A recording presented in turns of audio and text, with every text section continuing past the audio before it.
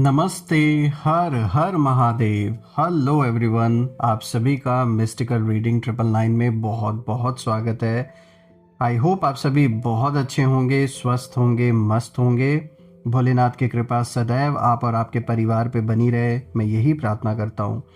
तो चलिए दोस्तों, बिना देरी किए हुए जल्दी से इन कार्ड्स को शफल कर लेते हैं। लेट्स फाइंड आउट कि आज आपके लिए क्या मैसेजेस है, क्या गाइडेंस है जो यूनिवर्स आप सभी के साथ इन कार्ड्स के थ्रू शेयर करना चाहते हैं।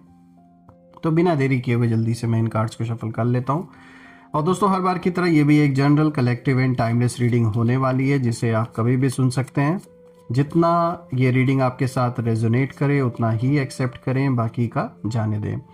ऑल्सो फ्रेंड्स, आप में से जिन भी लोगों ने इस चैनल को सपोर्ट दिया है वो अनलिमिटेड टाइम्स मल्टीप्लाई होकर आप सभी को वापस मिले, मैं यही प्रे करता हूँ।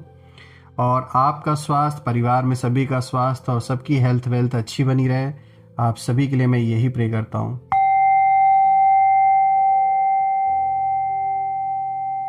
चलिए शुरू करते हैं।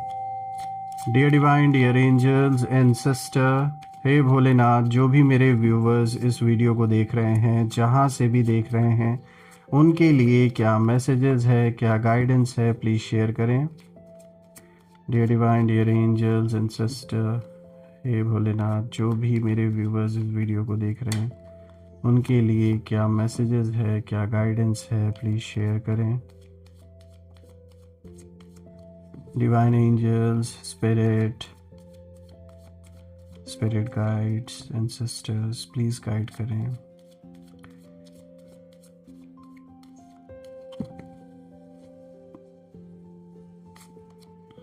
First card of the day, the fool. Alright, second card of the day यहाँ पे देखिए रिवर्स आया है, this is king of swords. Third card of the day, wow, king of wands.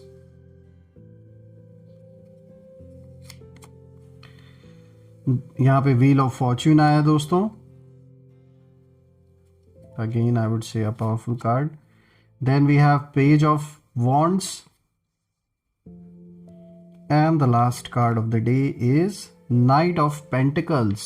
Okay, so let's see कि आज आपके लिए क्या इंडिकेशन यहाँ निकल के आ रहा है, क्या कुछ यहाँ यूनिवर्स आपके साथ शेयर करना चाहते हैं इन कार्ड्स के थ्रू।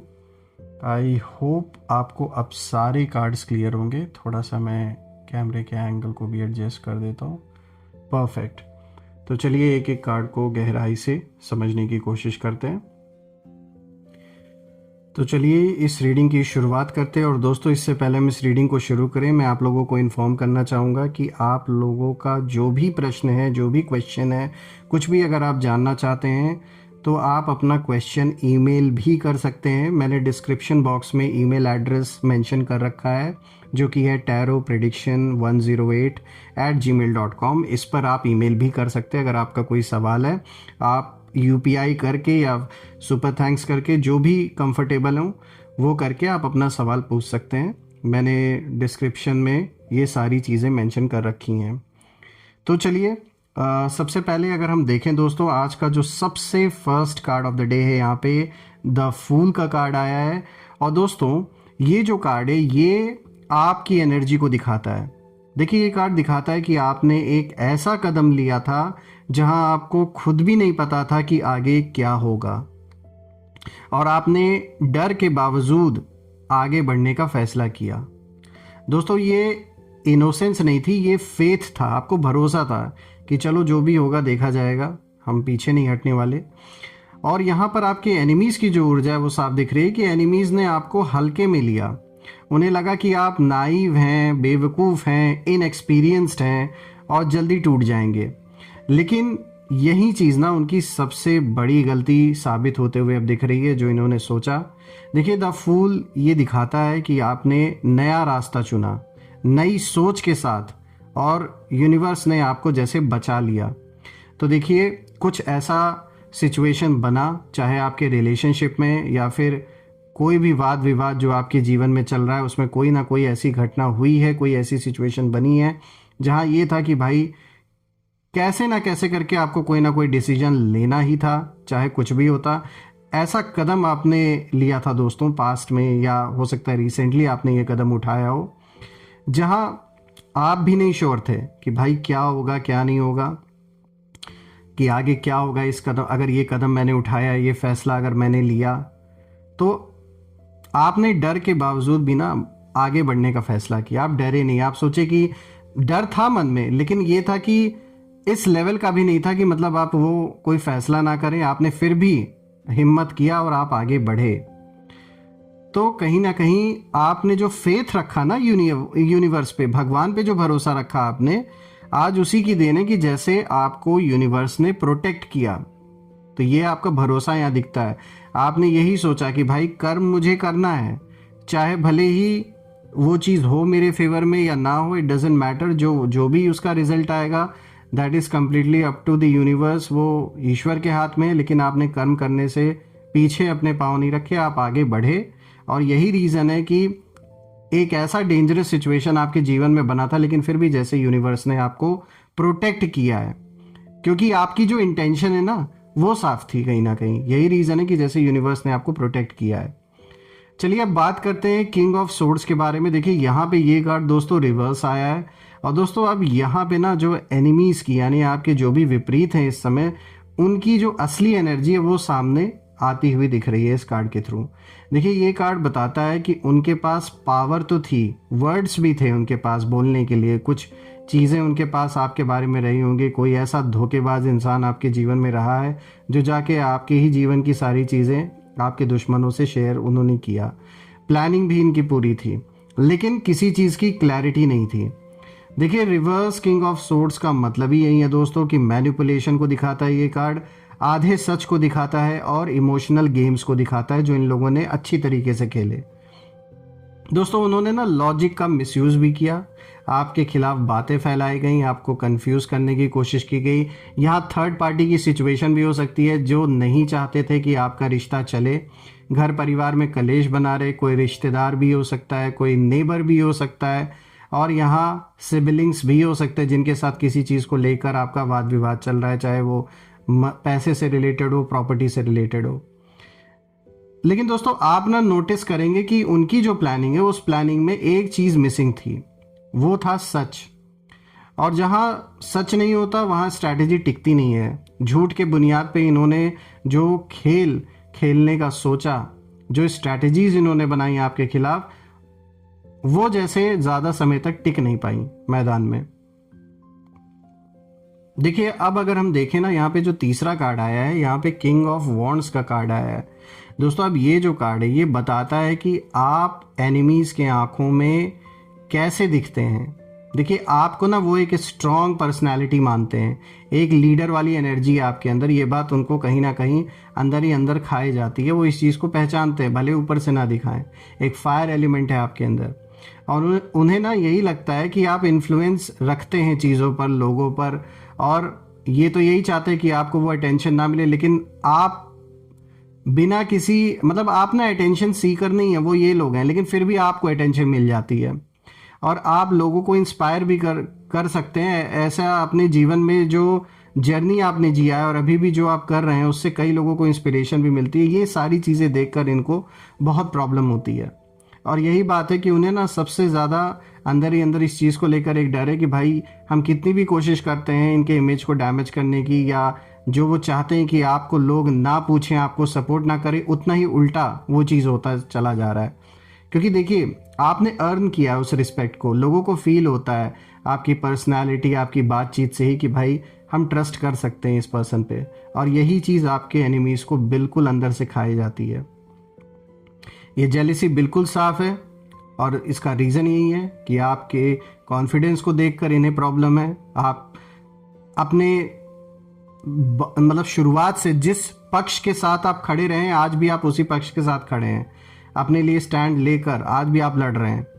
और जो करेज है एक आपके अंदर, वो चीज़ भी देखकर इनको बहुत प्रॉब्लम होती है। देखिए दोस्तों मैं ये कहूँगा, कोई बहुत बड़ी स्ट्रैटेजी प्लानिंग थी आपके अगेंस्ट, लेकिन आप जैसे बच गए क्योंकि आप झुके नहीं और आपने भरोसा रखा। अब अगर हम बात कर लें नेक्स्ट कार्ड की दोस्तों, यहाँ पे जो फोर्थ कार्ड आया, this is wheel of Fortune. दोस्तों यहाँ पर अगर हम देखें तो इस कार्ड के थ्रू इस चीज़ को हम देख सकते हैं कि ये जैसे ना यूनिवर्स का यहाँ पे डायरेक्ट इंटरफेरेंस हुआ है आपके जीवन में। देखिए ये कार्ड सीधा दिखाता है कि अब जो खेल है वो आपके हाथ में कहीं ना कहीं जैसे आपके हाथ में कुछ भी नहीं था, आपने सब कुछ ऊपर वाले के हाथ में सौंप रखा था, और अब ना उनके हाथ में ये खेल रह गया है जिन लोगों ने ये शुरू किया था ये गंदा खेल। देखिए डेस्टिनी ने बीच में एंट्री ले मार दी है, और एनिमीज ने जो सोचा था उसका ना रिजल्ट अब कहीं ना कहीं उल्टा हो गया है। जो ट्रैप्स आपके लिए बिछाए गए थे वहीं उनके लिए जैसे आज खुद उस जाल में फंसते हुए दिख रहे हैं। तो जैसे आपको ना ये कहीं इन्होंने ऐसी भी सिचुएशन बनाने की कोशिश की कि आपको किसी ऐसे जाल में फंसा दिया जाए, एक ऐसे साइकिल में फंसा दिया जाए कि आप उससे बाहर ना निकल पाए। आपके अपनों को आपके अगेंस्ट करके, आपके काम में रुकावटें डाल के, जो सोर्स ऑफ इनकम है उसको ब्लॉक करने की कोशिश इन्होंने की। खाली इतना ही नहीं, इन्होंने तंत्र मंत्र, ब्लैक मैजिक, दुनिया भर की चीज़ों का प्रयोग किया कि भाई अगर ऐसे हम नहीं कुछ पा रहे हैं तो ऐसे नहीं कुछ कर पा रहे तो ऐसे ही कर दें।